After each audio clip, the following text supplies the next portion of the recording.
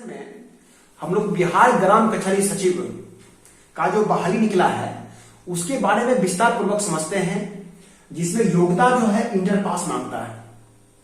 और इस बहाली की पूर्ण प्रक्रिया कैसे होगी, ऑनलाइन प्रक्रिया शुरू हो चुका है। और ये पंचायती राज डिपार्टमेंट की जो वैकेंसी है बहुत ही सुनहरा अवसर है। इसमें किसी भी प्रकार की कोई परीक्षा नहीं होगी, सीधी भर्ती है। तो इसका प्रक्रिया, इसका लास्ट डेट फॉर्म का कब है, कब हम लोग ऑनलाइन आवेदन करेंगे, इसकी काउंसलिंग कब होगी, इसका नियोजन कब होगा, इसकी सैलरी कितनी है, हर एक प्रोसेस को हम लोग स्टेप बाय स्टेप समझते हैं आज के लाइव सेशन में। अब हम लोग step by step on screen computer पर सभी कंसेप्ट को समझते हैं।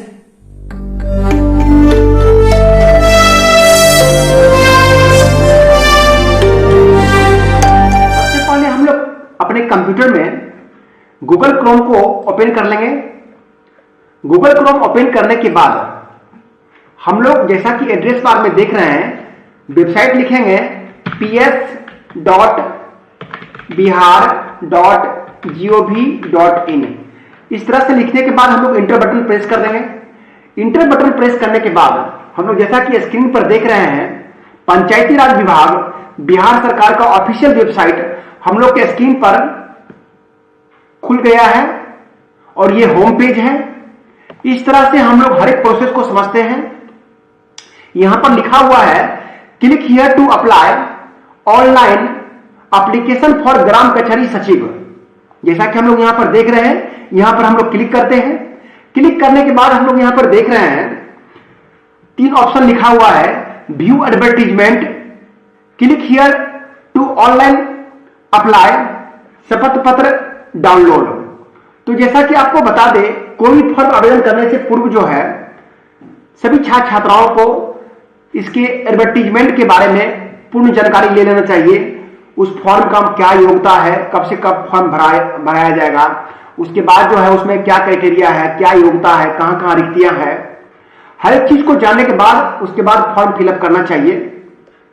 तो सबसे पहले हम लोग जो यहां पर लिखा हुआ व्यू एडवर्टीजमेंट उसको भी समझेंगे। उसके बाद इसको फॉर्म के भरने में जो है क्या क्या शपथ पत्र में देना पड़ेगा, क्या कैसे शपथ पत्र बनाना पड़ेगा, उस कंसेप्ट को भी समझते हैं। तो जैसा कि आपको बता दें, हम लोग व्यू एडवर्टीजमेंट पर क्लिक करते हैं तो हम लोग के स्क्रीन पर डाउनलोड हो रहा है, थोड़ा वेट कर लेंगे। हम लोग डाउनलोड किया हुआ है तो उसको हमको पहले खोल के समझते हैं। जैसा कि हम लोग देख रहे हैं, यहां पर ये जो है एडवर्टीजमेंट का पूर्ण प्रोसेस दिया हुआ है, जैसा कि हम लोग स्क्रीन पर देख रहे हैं। और ये जो हम लोग का डाउनलोड है ये भी हो ही गया है लगभग, ठीक है। तो हम लोग क्या करते हैं, जो हम लोग के कंप्यूटर में डाउनलोड है उसको समझते हैं। तो जैसा कि आपको बता दें, हम लोग यहां पर देख रहे हैं, यहां पर 2 पत्र मेरे पास हैं। एक जो एडवर्टीजमेंट है वो भी हम लोग के पास है, और एडवर्टीजमेंट से पूर्व जो एक लेटर जारी हुआ था, जो निर्देशक महोदय हैं पंचायती राज विभाग के, जो दिनांक 7 जनवरी 2025 की डेट में जारी हुआ था, उसी डेट में आदेश जारी हुआ था कि ग्राम कचहरी सचिव ऑब्लिक न्यायमित्र के रिक्त पदों पर नियोजन के संबंध में।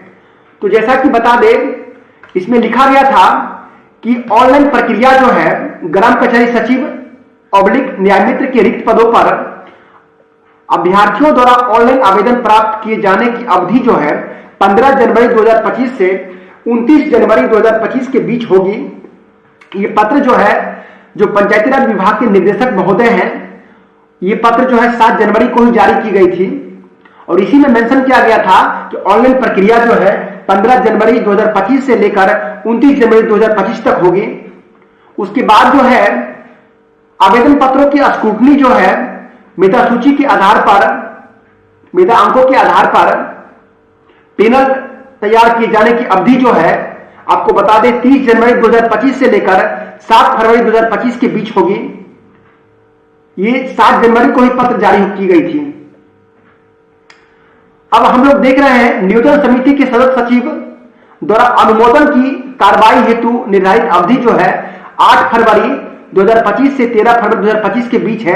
जैसे मान लीजिए जो काउंसलिंग की जो प्रक्रिया होगी उस काउंसलिंग प्रक्रिया को जो देखरेख करने वाले जो नियोजन समिति के सदस्य होंगे, इसमें कौन अध्यक्ष होते हैं, कौन सदस्य सचिव होते हैं, कौन समिति के सदस्य होते हैं, इसके बारे में हम लोग आगे जस्ट समझते हैं।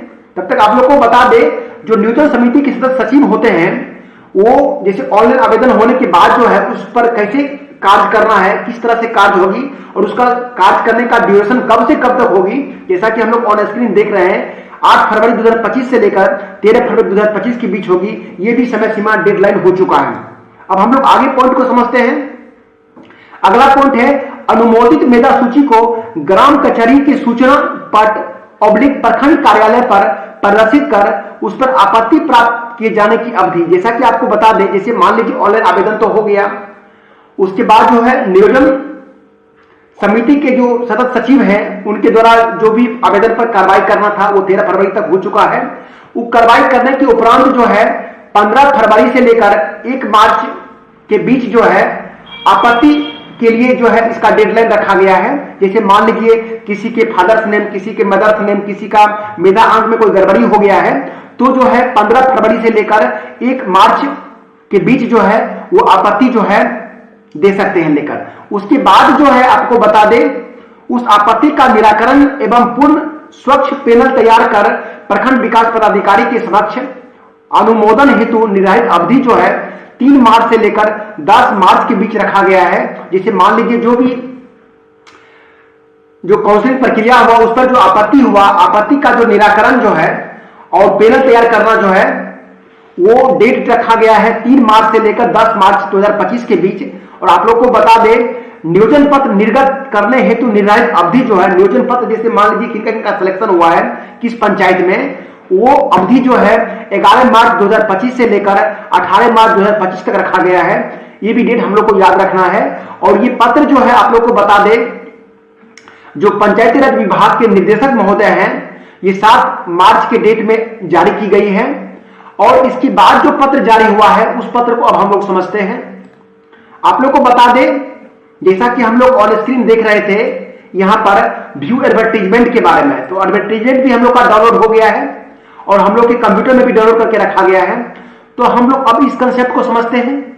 जैसा कि आपको बता दें, पहले हम लोग इसको बड़ा कर लेते हैं। आपको बता दें, ये पत्र जो है सबसे नीचे आप लोग को दिखा देते हैं। जो टोटल 80 पेज का है, ये आप देख रहे हैं, ये पत्र जो है पंचायती राज विभाग के जो निदेशक महोदय हैं उनके द्वारा जारी की गई है। और ये पत्र जो है 15 जनवरी 2025 की डेट में जारी हुआ है। 15 जनवरी 2025 को जो है निदेशक महोदय जो है पंचायती राज विभाग के, उनके द्वारा जारी हुआ है। अब हम लोग उस एडवर्टीजमेंट को समझने का प्रयास करते हैं, जैसा कि आप लोग को ऑन स्क्रीन हम दिखा रहे हैं। जैसा कि हम लोग यहां पर देख रहे हैं, तो हम इसको छोटा कर लेते हैं। यहां पर देख रहे हैं इसका नोटिस संख्या 826 है। इसमें जो है आप लोग को बता दे, इसमें ग्राम कचहरी सचिव का जो पद है उसके बारे में, जो टोटल जिला में जो है पूरे बिहार में कितना सीट है स्पष्ट यहां पर लिखा हुआ है।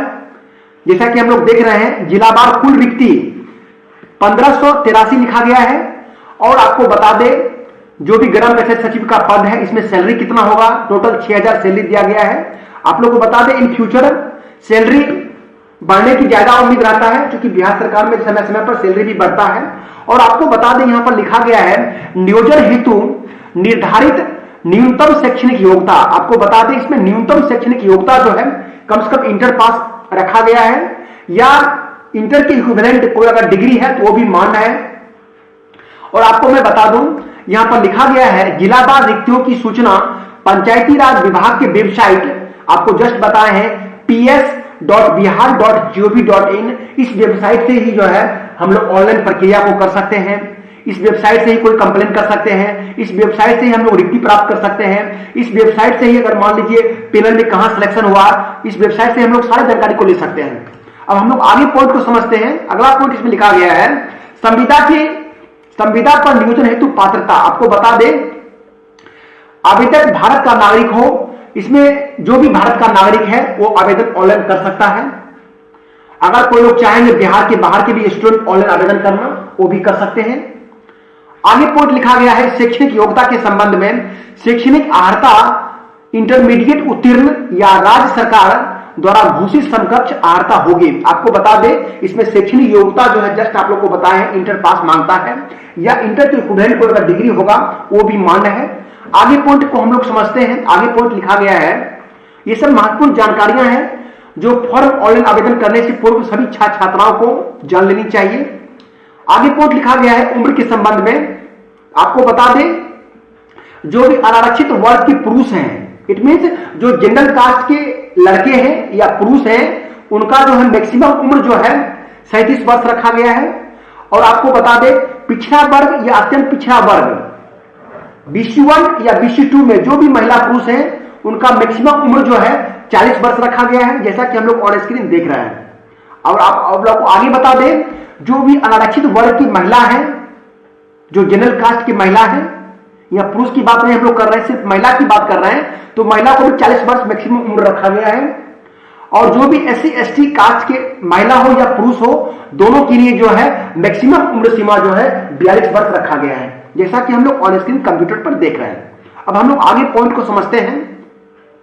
आगे महत्वपूर्ण पॉइंट जो हम लोग के स्क्रीन पर हम लोग देख रहे हैं, आपको बता दें एक महत्वपूर्ण पॉइंट है, जो भी ग्राम कचहरी सचिव पद पर पूर्व से कार्य कर रहे हैं उसके लिए मैक्सिमम उम्र सीमा जो है 55 वर्ष रखा गया है। इसकी भी जानकारी सभी को हो जानी चाहिए।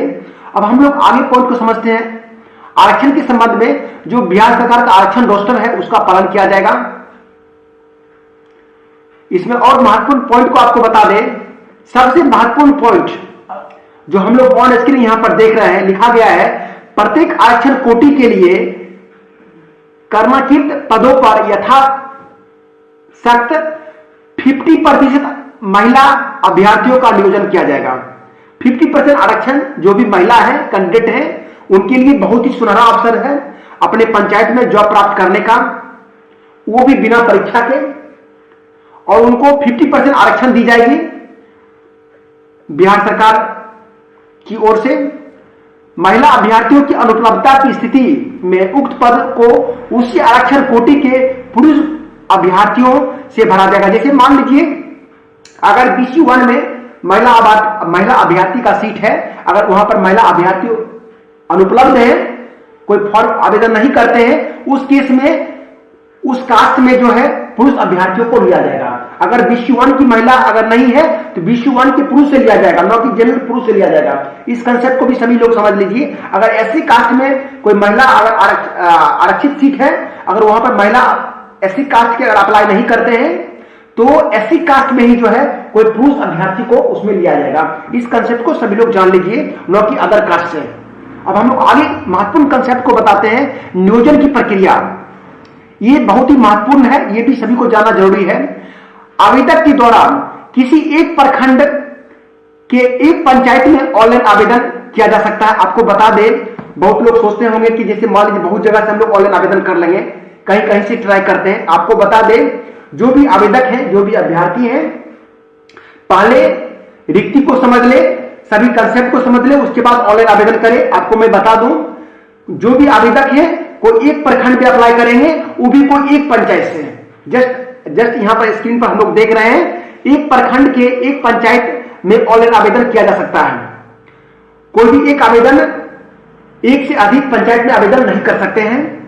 इस कंसेप्ट को भी सभी लोग समझ ले। और आपको बता दूं मैं, इसका वेबसाइट जो है ps.bihar.gov.in है, इसकी भी जानकारी सभी को होनी चाहिए। और जिलावार आरक्षण रोस्टर भी दिया गया है। आगे की भी हम लोग इस पॉइंट को समझते हैं। अब आप लोग को बता दें, आवेदक द्वारा भरी गई सूचना ही अंतिम रूप से मान्य होगा तथा उसी के आधार पर काउंसलिंग में मूल प्रमाण पत्र प्रस्तुत किया जाना अनिवार्य होगा। जैसा कि आपको बता दें, जो भी हम लोग फॉर्म में ऑनलाइन आवेदन करते समय जो भी सूचना हम लोग भरते हैं, जैसे मान लीजिए हम लोग का फादर्स नेम क्या है, मदर्स नेम क्या है, हम लोग का योग्यता इंटर पास है कि BA पास है कि PG है, अगर हम लोग जो भी सूचना भरते हैं वो सारे डिटेल्स जो है काउंसलिंग के समय मूल प्रमाण पत्र प्रस्तुत करना होगा। अगर प्रस्तुत नहीं करते हैं तो जो भी हम लोग का दावा है वो मान्य नहीं होगा, ऑटोमेटिक जो है आवेदन निरस्त कर दिया जाएगा। अब हम लोग आगे महत्वपूर्ण पॉइंट को समझते हैं। आप लोग को बता दें, अभ्यर्थियों द्वारा ऑनलाइन आवेदन में भरी गई सूचना के आधार पर उम्मीदवार कि पात्रता या अपात्रता के संबंध में निर्णय लिया जाएगा। अगर मान लीजिए जो भी ऑनलाइन आवेदन कर रहे हैं, अगर योग्यता मैट्रिक लिखते हैं, ऑटोमेटिक वो अपात्र हैं, नहीं भर सकते हैं। और आप लोग को आगे पॉइंट लिखा गया जो भी बहुत ही महत्वपूर्ण है, वेबसाइट ps.bihar.gov.in पर उपलब्ध शपथ पत्र को नोटरी से बनाकर अपलोड किया जाना अनिवार्य है। जैसा कि आप लोग को बता दें, हम लोग स्क्रीन पर देख रहे हैं, यहां पर शपथ पत्र डाउनलोड करें का ऑप्शन लिखा गया है। तो ये शपथ पत्र को जो हम लोग डाउनलोड करेंगे, जैसा कि हम लोग डाउनलोड करके बता देते हैं, इस शपथ पत्र को जो है नोटरी के द्वारा बनाकर अपलोड करना अनिवार्य है। जैसा कि बता दें, इस शपथ पत्र में लिखा गया है मैं डैश पुत्र ऑब्लिक पुत्री श्री, उसके बाद उम्र लिखा गया है। जैसे मान लीजिए जो भी आवेदक है और किसी का नाम जैसे मान लीजिए राम कुमार है, तो यहां पर राम कुमार लिखेंगे, और उनके पिता का जो नाम होगा यहां पर लिखेंगे, उनकी उम्र क्या हो रही है यहां पर लिखेंगे। और आपको बता दें ग्राम ऑब्लिक मो जो लिखा गया है, यहां पर उसका ग्राम या मोहल्ला लिखा गया है। मो का अर्थ आप लोग मोबाइल नंबर नहीं समझ लीजिएगा, ग्राम ऑब्लिक मोहल्ला जो है कहां है वो यहां पर लिखना है, और पोस्ट उसका कहां हुआ ये यहां पर लिखना है। उस आवेदक का प्रखंड कौन सा हुआ, थाना कौन सा हुआ, स्पष्ट हम लोग को यहां पर मेंशन करना है। किस जिला के निवासी है वो भी लिखना है। इस तरह से लिखने के बाद जो है जो भी आवेदक है यहां पर साइन कर देंगे और इसको नोटरी के द्वारा जो है निर्गत किया जाएगा। उसके बाद उसको डाउनलोड अपलोड करना है ऑनलाइन आवेदन करते समय। और आप लोग को समझा दिए। अब हम लोग आगे कंसेप्ट को समझते हैं। आगे कंसेप्ट हम लोग का है, अभ्यर्थी आवेदन करते समय आश्वस्त होने की जिस पंचायत के लिए वह आवेदन कर रहे हैं उस पंचायत में रिक्ति है या नहीं, यह बहुत ही महत्वपूर्ण पॉइंट लिखा गया है। जैसे मान लीजिए कोई आवेदक है, मान लीजिए अगर बेगूसराय जिला में मान लीजिए खदामपुर प्रखंड है, इसमें मान लीजिए खदामपुर में सीट खाली है, खदामपुर पंचायत में सीट खाली है, फफत पंचायत में सीट खाली है। अगर मान लीजिए मालपुर पंचायत में सीट खाली नहीं है, कोई अगर मालपुर पंचायत से अगर आवेदन करते हैं तो उस आवेदक को कोई फायदा नहीं होगा। उस आवेदन करने से पूर्व जो है रिक्ति कहां खाली है उसको जान लेना अनिवार्य होगा। इसी चीज को यहां पर जिक्र किया गया है। आपको बता दें, आवेदन करने से पूर्व जो है रिक्ति जो है किस पंचायत में खाली है वो जान लेना जरूरी है। अगर जिस पंचायत में रिक्ति खाली नहीं है, अगर हम लोग उस पंचायत में अप्लाई करते हैं तो जो है ऑटोमेटिक जो है कोई फायदा नहीं होगा और उसका उस पंचायत में सिलेक्शन नहीं होगा, चाहे वो उसके पास बहुत बड़ी डिग्री कायम हो या अधिक से अधिक मार्क्स कायम हो। तो यहां स्पष्ट लिखा गया है, अभ्यर्थी आवेदन करते समय आश्वस्त होने की जिस पंचायत के लिए वह आवेदन कर रहे हैं उस पंचायत में रिक्ति है या नहीं।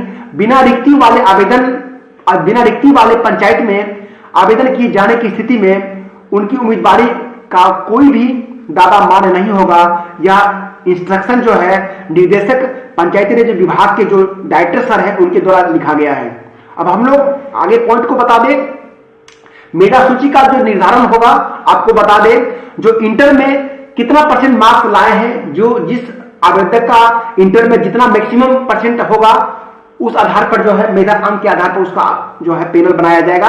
अगर मान लीजिए कोई बीए पास है, तो जैसे मान लीजिए किसी का इंटर में 70% नंबर है तो उसका मेधा अंक 70 मिलेगा। अगर वो वही आवेदक अगर कोई मान लीजिए इंटर बीए पास है तो उसको 10 अंक और जुड़ जाएगा। जैसे मान लीजिए अगर 70% नंबर इंटर में है, अगर कोई वो बीए पास है या स्नातक पास है तो 70 + 10 उसका मेधा अंक जो है 80 हो जाएगा।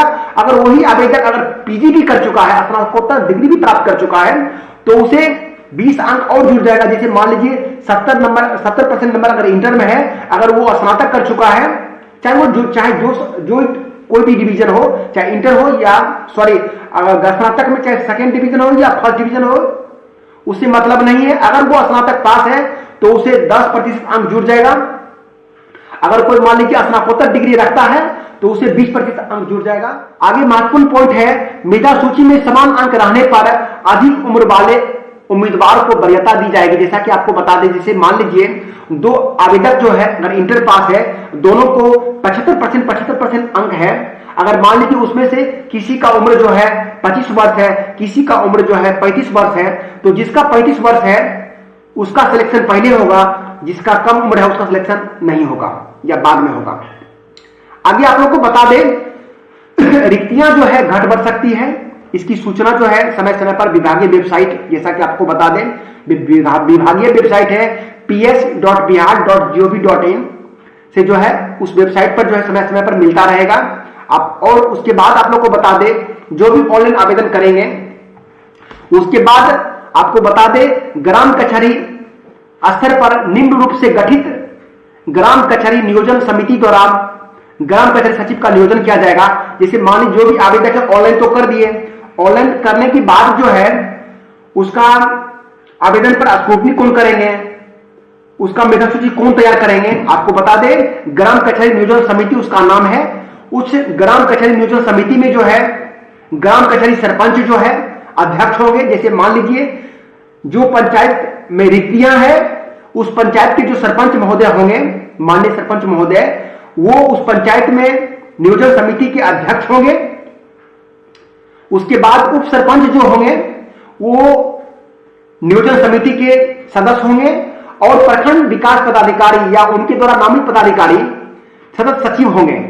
तो नियोजन समिति के अध्यक्ष जो है माननीय सरपंच महोदय होंगे, नियोजन समिति के जो उप सरपंच होंगे वो सदस्य होंगे और सदस्य सचिव जो है प्रखंड विकास पदाधिकारी होंगे या उनके द्वारा नामित, जैसे मान लीजिए नॉर्मली जो है प्रखंड पंचायत राज पदाधिकारी महोदय विभाग के लोग होते हैं तो वही सदस्य सचिव होंगे, या ये चीज जो है प्रखंड विकास पदाधिकारी महोदय के ऊपर निर्भर करता है किनको वो नामित करते हैं पदाधिकारी सचिव के रूप में।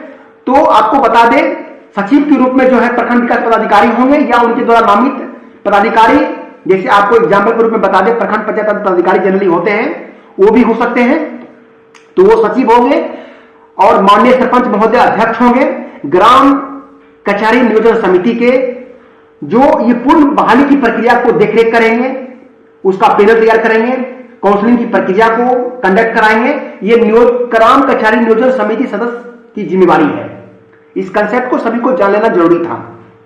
अब हम लोग आगे कंसेप्ट को बता दें, अगर मान लीजिए उस पंचायत में अगर सरपंच महोदय नहीं है तो वहां पर अध्यक्ष के रूप में जो है उप सरपंच महोदय होंगे और जब अध्यक्ष उप सरपंच महोदय होंगे तो आपको बता दें पंच जब होंगे तब वो सदस्य हो जाएंगे, क्योंकि उप सरपंच तो अब अध्यक्ष हो गए जब सरपंच महोदय नहीं है, तो उसके बाद पंच जो होंगे वो सदस्य होंगे। इस कंसेप्ट को सभी लोग याद रखेंगे। अब आप लोग को बता दें ये संविदा के आधार पर नियोजन होगा, ये पॉइंट यहां पर लिखा गया है।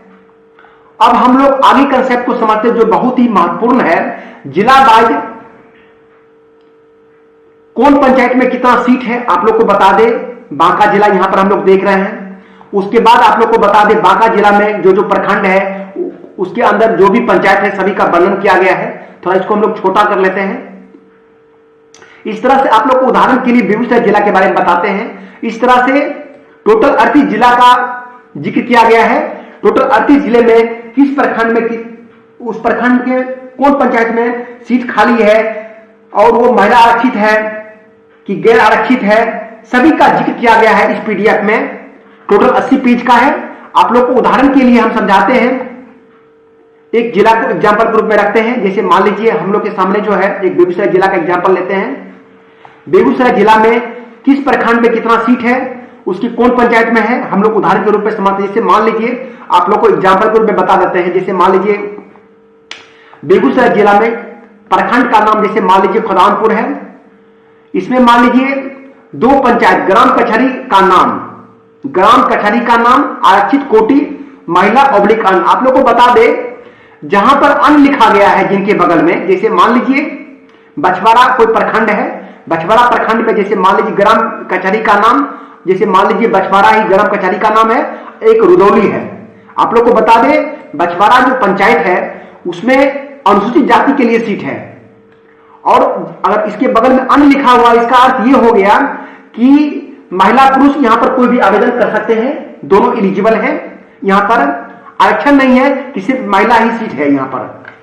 अगर जैसे मान लीजिए कोई तेगरा प्रखंड है, तेगरा प्रखंड में जैसे मान लीजिए आधारपुर पंचायत का नाम है, उसमें अत्यंत पिछड़ा वर्ग जो है BC1 जाति के लिए सीट है। अगर इसके बगल में महिला लिखा हुआ है आप लोग को बता दे यहां पर BC1 अत्यंत पिछड़ा वर्ग में जो भी महिला अभ्यर्थी है वही उन्हीं के लिए रिजर्व सीट है। अगर कोई यहां पर पुरुष अप्लाई करते हैं तो पहले महिला का सिलेक्शन होगा। अगर महिला वहां पर अनुपलब्ध रहेंगे, महिला को अप्लाई नहीं करेंगे, उसके बाद ही पुरुष का सिलेक्शन होगा। इस कंसेप्ट को सभी लोग याद रखेंगे, इसको समझने के बाद ही कोई फॉर्म आवेदन करेंगे, अदरवाइज फॉर्म आवेदन करने से कोई फायदा नहीं होगा। जैसा कि बता दें, अगर किसी के बगल में अन लिखा हुआ है, वहां पर महिला पुरुष कोई भी लोग आवेदन कर सकते हैं। इट मीन्स आरक्षण नहीं है, वहां पर महिला है कि पुरुष है, यानी महिला पुरुष कोई भी लोग, जिसका भी अधिक मार्क्स होगा उसका सिलेक्शन होगा। अगर किसी के बगल में महिला लिखा हुआ है, इसका मतलब स्पेशली महिला के लिए आरक्षित है, तो वहां पर पुरुष का जॉब होने की संभावना नहीं के बराबर रहेगा। जॉब तभी पुरुष का होगा जब वहां पर महिला को आवेदन नहीं करते हैं, तभी पुरुष का हो सकता है। इसलिए जो भी पुरुष लोग अप्लाई करेंगे, जो भी बॉय लोग अप्लाई करेंगे, वो जहां अन लिखा हुआ है उसी पंचायत से आवेदन कर सकते हैं। जैसा कि मान लीजिए आप लोग को बता दें, अगर मान लीजिए किसी का होम ब्लॉक जो है भगवानपुर ब्लॉक है, अगर मान लीजिए भगवानपुर ब्लॉक में सीट खाली नहीं है, तो वो बछवाड़ा ब्लॉक से भी आवेदन कर सकते हैं, अदर डिस्ट्रिक्ट से भी आवेदन कर सकते हैं, अदर ब्लॉक से भी आवेदन कर सकते हैं। ये कंफ्यूजन सभी लोग हटा लें। अब हम लोग इस कंसेप्ट को समझ गए, और ऑनलाइन आवेदन करने से पूर्व जो है कहां पर सीट खाली है, कहां पर सीट खाली नहीं है, इस कंसेप्ट को सभी को जान लेना जरूरी है। अब हम लोग ऑनलाइन प्रक्रिया को समझते हैं। जैसा कि आपको बता दें, यहां पर लिखा गया है, व्यू एडवर्टीजमेंट को आप लोग को समझा दिए, शपथ पत्र के बारे में आप लोग को बता दिए। अब यहां पर लिखा गया है, click here to apply online, click here to online apply. इस पर हम लोग क्लिक करेंगे, सबसे पहले आप लोग को बता दें, ps.bihar.gov.in वेबसाइट को ओपन कर लेंगे। ओपन करने के बाद तीन चीज नजर हम लोग के स्क्रीन पर आएगा। दो चीज आप लोग को बता दिए, व्यू एडवर्टीजमेंट के बारे में और शपथ पत्र डाउनलोड कैसे करें उसके बारे में बता दिए हैं। अब हम लोग आगे कंसेप्ट को समझते हैं। Click here to apply, click here to online apply. हम लोग इस ऑप्शन पर क्लिक करेंगे। इस ऑप्शन पर क्लिक करने के बाद देखिए हम लोग स्क्रीन पर देख रहे हैं, यूजर आईडी है, पासवर्ड है, और यहां पर लिखा हो न्यू रजिस्ट्रेशन। आप लोग को बता दें एक चीज और, जो स्टार्ट फॉर्म अप्लाई का जो एक्चुअल डेट है, जो करेंट अपडेट है, वो 16 जनवरी 2025 से प्रारंभ हुआ है, और 16 जनवरी को 12:01 AM माने पूर्वाह्न में अप्लाई हुआ, शुरू हुआ है, और इसका लास्ट डेट जो है 29 जनवरी 2025 तक है, रात्रि 11:59 तक। इस कंसेप्ट को दूर कर, कभी कभी लोग यहां भी कंफ्यूज करते हैं, इसका लास्ट डेट 29 जनवरी है, मगर शाम 5 बजे तक है या रात्रि 11:59 तक है। आप लोग को बता दें, यहां स्पष्ट लिखा हुआ है रात्रि 11:59 तक जो है 29 जनवरी को आवेदन हम लोग लास्ट डेट है कर सकते हैं। अब आप लोग को बता दें, क्योंकि हम सजेस्ट करेंगे जो भी एक्टिव लोग हैं वो शुरू में अप्लाई कर दे, क्योंकि बाद में जो है सर्वर का इशू होने लगता है, सर्वर स्लो होने लगता है। जो भी आवेदन करना चाहते हैं वो नोटरी से जो है एफिडेविट बना के जो है वो आवेदन कर ले, अच्छा रहेगा। अब आप लोग को बता दें, आवेदन करने से पहले जो है हम लोग पहले न्यू रजिस्ट्रेशन करेंगे। अब हम लोग न्यू रजिस्ट्रेशन पर क्लिक करते हैं। न्यू रजिस्ट्रेशन पर क्लिक करने के बाद हम लोग स्क्रीन पर देख रहे हैं, यहां पर लिखा हुआ है पोस्ट, यहां पर लिखा गया है स्पष्ट, इस पर चूंकि चेंज नहीं कर सकते हैं, ग्राम कचहरी सचिव स्पष्ट यहां लिखा गया है, पद का नाम है।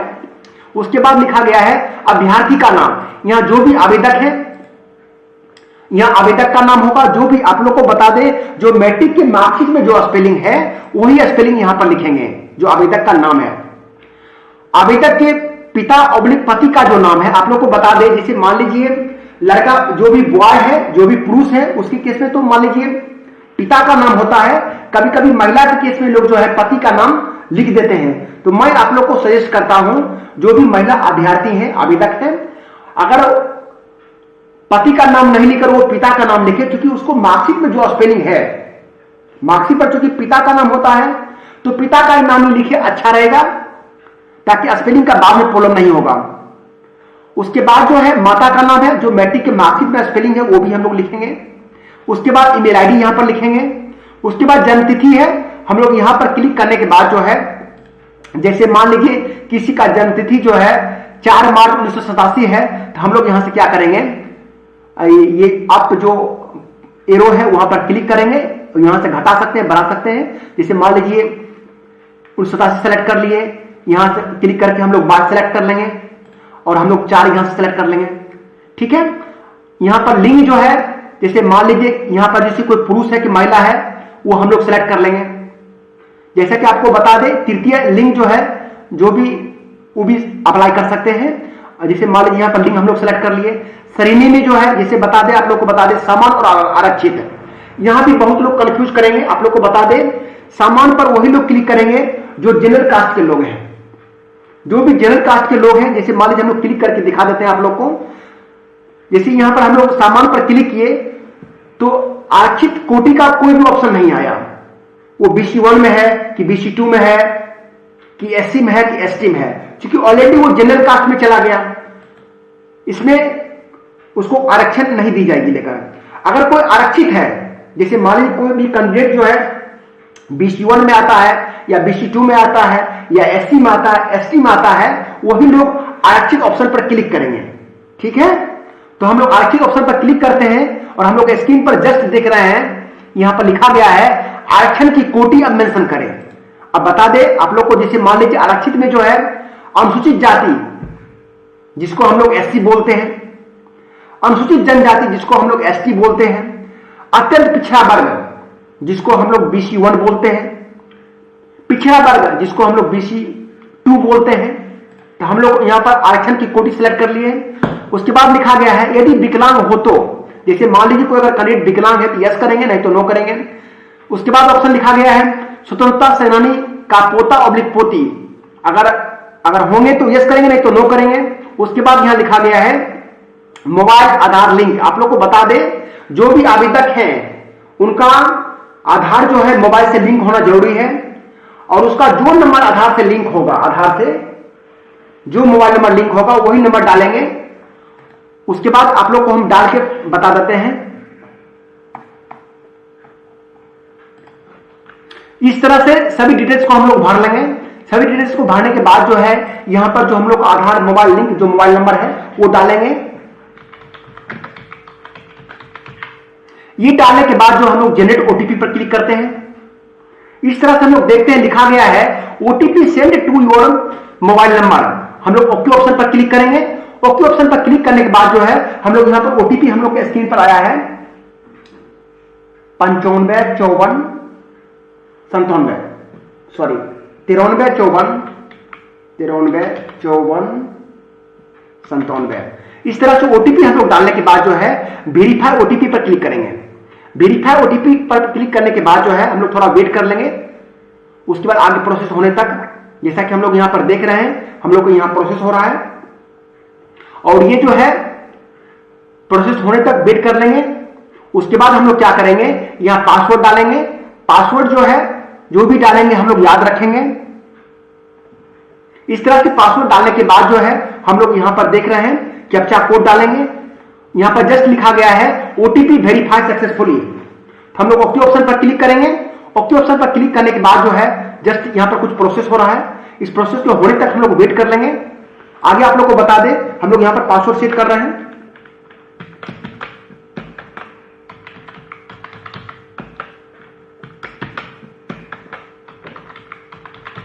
इस तरह से पासवर्ड डाल देंगे हम लोग। पासवर्ड डालने के बाद जो है हम लोग कैप्चा कोड लिख रहे हैं। इस तरह से कैप्चा कोड डालने के बाद हम लोग क्या करेंगे, रजिस्टर्ड पर क्लिक करेंगे। रजिस्टर्ड पर क्लिक करने के बाद जो है हम लोग थोड़ा वेट कर लेंगे। इस तरह से हम लोग देख रहे हैं हम लोग के स्क्रीन पर जो है you are registered successfully, your user ID is इतना एंड पासवर्ड इज इतना, please note down your user ID and password for further reference. यहां से हम लोग प्रिंट भी कर लेंगे और यहां पर हम लोग click here to continue option पर भी क्लिक कर सकते हैं। जैसा कि आपको बता दें इस ID पासवर्ड को जो है हम लोग कहीं सेव कर, पहले हमको क्या करेंगे, जो भी ID है इसको कॉपी कर लेंगे। कॉपी कर लीजिएगा। आप लोग को बता दें ID कॉपी करने के बाद हम लोग क्या करेंगे, हम लोग क्या करेंगे यहां पर click here to continue option पर क्लिक करेंगे। Click here to continue option पर क्लिक करने के बाद हम लोग क्या करेंगे, थोड़ा वेट कर लेंगे प्रोसेस होने तक। और जो भी एक्सपर्ट जो भी ऑनलाइन करने वाले होते हैं, जैसे मान लीजिए अगर ID यहां पर आ गया तो ID को वो कॉपी कर लेते हैं। इस तरह से हम लोग सेलेक्ट करके आराम से वो कॉपी कर सकता है। कॉपी करने के बाद क्या होगा, उसे जो है दोबारा जो है ID को जो है लिखना नहीं पड़ेगा, तुरंत वहां पर कंट्रोल भी करके ID ऑटोमेटिक चलाएगा। तो ऑटोमेटिक थोड़ा प्रोसेस होने तक यहां वेट कर रहे हैं हम लोग। अब हम लोग स्क्रीन पर ऑन स्क्रीन देख रहे हैं यूजर आईडी और पासवर्ड मांग रहा है। हम लोग यूजर आईडी जो कॉपी किए हैं यहां कंट्रोल वी करके पेस्ट कर देते हैं और पासवर्ड हम लोग जो लगाए हैं वो लिखते हैं। यहां पर हम लोग कैप्चा कोड को लिखेंगे। इस तरह से हम लोग लिखने के बाद जो है हम लोग लॉगिन वाले ऑप्शन पर क्लिक करेंगे। लॉगिन वाले ऑप्शन पर क्लिक करने के बाद जो है थोड़ा वेट कर लेंगे क्योंकि यहां पर प्रोसेस हो रहा है। और आप लोग को बता दें यहां पर लिखा गया है, अब यहां पर ऑप्शन हम लोग देख रहे हैं, ऑनलाइन एप्लीकेशन लिखा हुआ है, अपलोड डॉक्यूमेंट लिखा हुआ है, फाइनलाइज एप्लीकेशन फॉर्म लिखा गया है और प्रिंट एप्लीकेशन लिखा हुआ है। आप लोग को बता दें यहां से हम लोग जो है ऑनलाइन आवेदन जो लिखा गया है यहां पर हम लोग क्लिक करेंगे। यहां पर क्लिक करने के बाद जो है थोड़ा हम लोग वेट कर लेंगे आगे प्रोसेस होने तक। इस तरह से हम लोग देख रहे हैं हम लोग के स्क्रीन पर जो है आवेदन खुल चुका है। अब हम लोग क्या करेंगे, यहां पर वैकल्पिक नंबर जो लिखा गया सभी डिटेल्स हम लोग जो भरे हैं वही सब आ गया है। यहां पर वैकल्पिक नंबर जो है जैसे मान लीजिए जो नंबर डाल रहे हैं उससे हट के नंबर हम लोग डालेंगे। जैसे मान लीजिए डाल रहे हैं मोबाइल नंबर लिखने के बाद जो है यहां पर पेन नंबर डालेंगे जो भी आवेदक है, यहां जो भी आवेदक है यहां आधार नंबर डालेंगे। और आप लोग को बता दें अस्थायी पता जो लिखा गया है यहां पर ग्राम, सड़क, शहर, थाना, पिन कोड आप लोग को बता दें, इसका ट्रिक बता देते हैं आप लोग को। विलेज हाइफन देकर जहां भी विलेज होगा लिख दीजिएगा। उसके बाद जो है उसके बाद पोस्ट जो है हाइफन देकर लिख देना है। उसके बाद जो है पीएस हाइफन देकर लिख देना है। उसके बाद आप लोग को बता दें नीचे में जो है जो पिन कोड है वो भी हाइफन देकर लिख देना है, यानी village, post, PS, pin code स्पष्ट मेंशन कर देना है। ये बहुत ही महत्वपूर्ण है। यहां लिखा भी गया है ग्राम, सड़क, शहर, थाना, पिन कोड इसमें डाल देना है। बस 4 चीज ही लिखना है, ये भी ध्यान रखना है। विलेज लिखना है, पोस्ट लिखना है, पीएस लिखना है और पिन कोड लिखना है। उसके बाद आपको बता दें क्योंकि अस्थायी पता का एड्रेस है। उसके बाद पत्राचार का जो पता है, पत्राचार की पता जैसे मान लीजिए बहुत लोग को अस्थायी पता और पत्राचार पता दोनों सेम ही होता है। जैसे बहुत लोग का मान लीजिए घर जो है बेगूसराय जिला हो गया, अगर वो पटना में रहता है और वो पटना में रहता है तो पत्र को चाहेगा कम्युनिकेशन करना, पटना का यहाँ एड्रेस पड़ सकता है, तो वो आप लोग देख लीजिएगा। अस्थायी पता और पत्राचार पता दोनों को सेम रखें या जहां हम लोग हैं वहां का पता डालें, तो ये आपके ऊपर निर्भर करता है। उसके बाद यहां बता देते हैं आप लोग को गृह जिला। जैसे मान लीजिए किसी का गृह जिला बेगूसराय है, अगर वो पटना में रह रहा है फिलहाल अस्थायी रूप से, तो गृह जिला जो है जो भी आधार कार्ड पर जो जहां जो डिस्ट्रिक्ट का नाम लिखा गया है, जो निवास प्रमाण पत्र में जो जिला का नाम है वही गृह जिला होगा। जैसे हम लोग यहाँ पर गृह जिला सेलेक्ट कर लेते हैं। गृह जिला सेलेक्ट करने के बाद गृह प्रखंड जो है हम लोग सिलेक्ट कर लेंगे। जो भी आवेदक का जो होम ब्लॉक है वो यहां पर वो फिलअप कर लेंगे। इस तरह से मान लीजिए गृह पंचायत को भी जो है, जैसे मान लीजिए गृह प्रखंड सेलेक्ट कीजिएगा, उसके बाद जो है आप लोग को पंचायत का नाम आएगा। आप लोग को बता दें यहां पर उस प्रखंड में जितना पंचायत है सभी पंचायत का नाम आ रहा है। आप लोग को मैं बता दूं क्योंकि खदामपुर प्रखंड में 2 ही पंचायत में सीट खाली है, एक खदामपुर पंचायत में सीट खाली है और एक फफौद पंचायत में सीट खाली है। अगर कोई मान लीजिए बड़ा पंचायत से अप्लाई करता है तो उसको आवेदन करने से कोई फायदा नहीं होगा क्योंकि वहां पर सीट ही नहीं है। अगर कोई बड़ा पंचायत के वासी है और वो चाहेगा फफौद पंचायत में अप्लाई करे तो वो कर सकता है, वो उसके ऊपर निर्भर करता है। तो इस कंसेप्ट को सभी लोग याद रखेंगे। नहीं तो जिस पंचायत में अगर सीट नहीं है उस पंचायत से अप्लाई करते हैं तो उस करने से कोई फायदा नहीं होगा, बाद में जो है आवेदन जो है छट जाएगा। इस तरह से आप लोगों को मैं बता दूं, जैसे मान लीजिए यहां पर फौज पंचायत हम लोग सेलेक्ट कर लिए। उसके बाद लिखा गया है ग्राम कचहरी सचिव के रूप में कार्य अनुभव। आप लोग को बता दें अगर मान लीजिए कोई ग्राम कचहरी सचिव के पद पर जो है, क्योंकि जो ऑलरेडी जॉब कर रहा है और उसको अनुभव है 2 वर्ष का या 3 वर्ष का या 5 वर्ष का, जो भी अनुभव है डाल सकता है। और जिसके पास अनुभव नहीं है वो इस ऑप्शन को छोड़ देंगे क्योंकि वो मैंडेटरी नहीं है। आगे आप लोग को बता दें महत्वपूर्ण चीज है कंप्यूटर की दक्षता। आप लोग को बता दें क्योंकि ये पंचायती राज विभाग का जो पद है ग्राम कचहरी सचिव का, ये बहुत ही महत्वपूर्ण पद है। और चूंकि ये अब ऑनलाइन तरीके से जो है डिजिटल हो रहा है, ये डिजिटल हो चुका है, ये 16 जनवरी से ही डिजिटल हो चुका है। जो भी केस पंचायत में दायर होगा वो ऑनलाइन तरीके से होता है। तो इसमें कंप्यूटर की दक्षता मान रहा है जो भविष्य में जो है उसको बेहतर ही रहेगा आगे प्रमोशन के लिए या आगे कार्य के लिए। तो जो भी अगर किसी के पास कंप्यूटर का सर्टिफिकेट है और वो जानकारी रखता है तो वो यहां पर यस कर लेंगे। मैं सजेस्ट करूंगा अगर वो कंप्यूटर थोड़ा बहुत भी जानता है तो वो यस कर ले, ताकि इन फ्यूचर उसे अच्छा रहेगा। इस तरह से आगे आप लोग को बता दें, शैक्षणिक मांगता है विद्यालय बोर्ड का नाम, उत्तीर्ण होने का वर्ष, कुल प्राप्तांक, प्रतिशत अंक। आप लोग को बता दें यहां पर हम लोग देख रहे हैं अगर कोई सिर्फ इंटर पास है तो सिर्फ इसी कॉलम को भरेंगे, कोई अगर स्नातक पास है तो इंटर पास भी वाला कॉलम को भरेंगे और स्नातक कॉलम को भी भरेंगे। अगर मान लीजिए कोई स्नातकोत्तर मैंने पीजी है तो इंटर का भी भरेंगे, स्नातक का भी भरेंगे, पीजी का भी भरेंगे। और इस कंसेप्ट और आप लोग को क्लियर कर दें, जैसे मान लीजिए इंटर का अगर भरना चाह रहे हैं, यहाँ विद्यालय और बोर्ड का नाम है तो विद्यालय का नाम नहीं लिखकर वो बोर्ड का नाम लिखिए, अच्छा रहेगा। जो बीएसईबी पटना जो उसका बोर्ड है। उत्तीर्ण होने का वर्ष जो होगा वो लिखेंगे। उस कुल प्राप्तांक, जैसे मान लीजिए 500 में कितना नंबर लाया, 500 में अगर 340 नंबर लाया है तो यहाँ पर 340 ही भराएगा, न कि यहाँ पर 500 भराएगा। उसके बाद प्रतिशत अंक आप लोग को बता दें, कोई अगर आवेदक है और किसी को 500 में अगर 300 नंबर आया है, 60% हुआ तो 60% यहां पर लिखेंगे। और किसी को 500 में जो है 305 नंबर आया है तो और उसका 61% हुआ तो 61% यहां पर लिखेंगे। क्योंकि हम एक्चुअल परसेंटेज निकालकर यहां पर लिखना जरूरी है। और अगर मान लीजिए हम लोग परसेंटेज यहां पर गलत भरते हैं तो भी बाद में जो उम्मीदवारी जो है रद्द कर दी जाएगी, आवेदन छांट दिया जाएगा। उसके बाद उसी तरह से जो स्नातक में कौन सा बोर्ड है वो लिखना है, उत्तीर्ण होने का वर्ष लिखना है, कुल प्राप्तांक लिखना है, प्रतिशत अंक लिखना है। कोई मान लीजिए स्नातक पास नहीं होंगे तो वो यहां पर छोड़ भी सकते हैं, और स्नातकोत्तर पास कोई नहीं होंगे वो भी छोड़ सकते हैं। इस तरह से जो है जो भी आवेदक है यहां पर फोटो अपलोड करेंगे। फोटो का मैक्सिमम साइज जो है 50 KB रखा गया है, 50 KB से अधिक जो है फोटो अपलोड नहीं कर सकते हैं। उसके बाद साइन अपलोड करना है जिसका साइज मैक्सिमम जो है 20 KB रखा गया है। इस तरह से जो है ये सब करने के बाद जो है यहां पर इस ऑप्शन पर क्लिक कर देंगे, उसके बाद सबमिट वाले ऑप्शन पर क्लिक कर देना है। इस तरह सबमिट वाले ऑप्शन पर क्लिक करने के बाद जो है आप लोग को मैं बता दूं, ऑन स्क्रीन जो आप लोग को बता रहे हैं, होम वाले ऑप्शन पर चल जाना है।